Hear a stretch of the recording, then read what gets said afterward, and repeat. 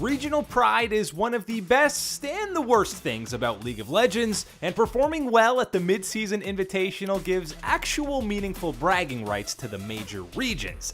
Sorry, Rift rivals. When new teams face off against each other for the very first time, you know that we're due for some real barn burners on the Rift. Here are the top 5 games in MSI history. With 2 MSI titles and 1 finals appearance, obviously, SK Telecom is going to be featured quite a bit on this list. In the 2016 group stage, with RNG already clinching first and SKT locked into 4th after a disappointing round-robin performance, you wouldn't expect these two squads to put on a very exciting affair, but of course, they ended up doing just that. After an explosive early game, it was RNG who jumped out to an early lead. A back and forth mid game was then blown wide open when Mata landed a pixel-perfect cosmic binding to win a team fight that led to an RNG Baron. Despite being down over 7,000 gold and an inhibitor, SKT found their fight and tried to end the game immediately afterwards, but RNG's defenses held strong and SKT was forced to run and hide in the most unlikely of places. Teleport coming down, Xiaohu, he's gonna teleport in, they wanna find the kill under the Lulu. They're pinging the base right now, there's loads of minions. If you look at the top lane, super minions, Faker's hiding, you he's cheeky devil. This is huge for SKT if they get the recall off them. Mata? Nope, not finding it. But Limp is gonna take SKT down the turret. have to still defend now. The recalls, if that had been interrupted by Mata, RNG might have had a chance to finish the game. A few minutes later, SKT would again find their fight, and nobody on RNG could take down Bang's Lulu-powered Lucian, leading to an improbable SKT comeback in just over 53 minutes. Before their 18-0 season and semi-final finish at Worlds, 2015 Fnatic first made a splash at the first installment of the Mid-Season Invitational, with Steelback still in at 80 carry. Everyone remembers Febiven solo killing Faker, but before their best of 5 even got underway, they played a slobber knocker in the group stage. Early on, Fnatic started racking up kills, and a beautiful Cassiopeia ulti by Febiven in the mid lane gave them a 4k gold lead. After SKT answered with a teamfight win of their own, Reignover played hero in the Baron pit. Our Wolf very low health. Huni comes in from behind, getting in position for that old Faker. Switch. He's stolen! stolen! There it is! Whoa! Reignover steals the Baron! And SK Telecom, what are they gonna do? They're gonna try to get some kills here. Oh, but look at this. Huni manages to grab one. SKT in the end, as Huni finally goes down with that whimsy. Wow, Huni just will not die here. Now Steelback coming. What? Can he do enough damage? Are you serious? There's a kill for Steelback! And Fnatic, they steal the Baron. Fnatic would win another team fight before an odd Sejuani interaction ended up with 2 dead on the side of Fnatic and an SKT Baron.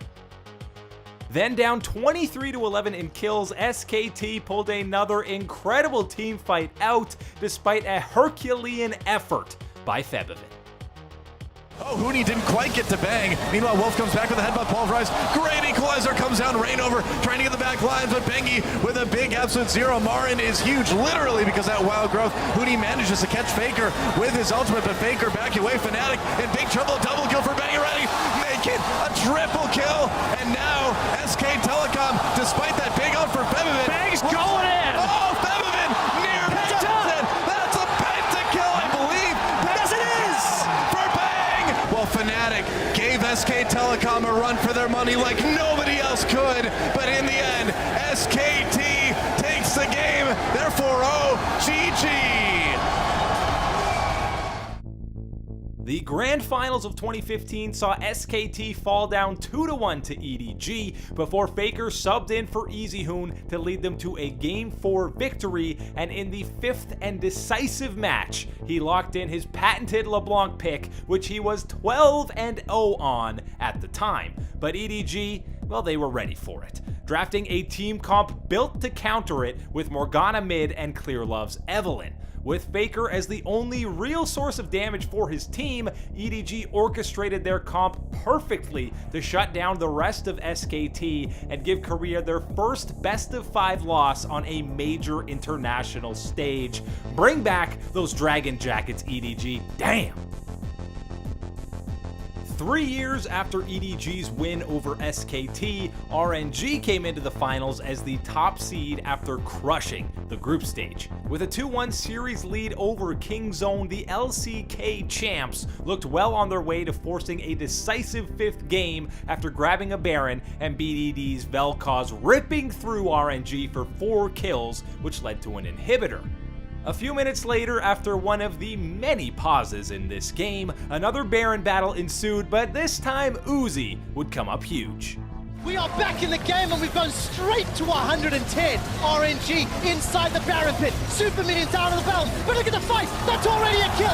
Karsa is gone. Kingzone lose Gorilla and it's Uzi that picks him up. The feathers are going back and forth. The Xiaohu dies. Uzi is the last man alive, but he's being chased down. Killer instinct flashes into the pit. How is he still alive? Uzi is doing it. Ilawi tentacle and Baron finish him off. But there are still supers on the Nexus turrets. There's a teleport coming out. Khan's going for the base. Khan's gonna try and finish this one himself. One man against one turret. Oh man, but where is the support? And already RNG have been able to get away. Uzi keeps RNG alive. The very next team fight, Xiaohu and Karsa would pounce on Prey with the double suppression and his QSS a matter of seconds away from coming off cooldown. That would be all the LPL champs needed to run it down mid and win China's second MSI title. He's got the ultimate available. Gorilla is not going to be able to save him. And Kingzone's face is in tatters for the first time ever. RNG is chasing success. Royal never give up, rule the world, winning MSI 2018.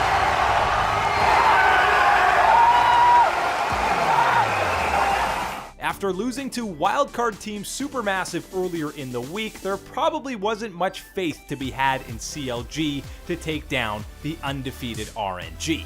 After falling down 15,000 gold and 2 inhibitors, the faith was at an all-time low, but somehow CLG managed to hold off RNG from getting that elusive 3rd inhibitor.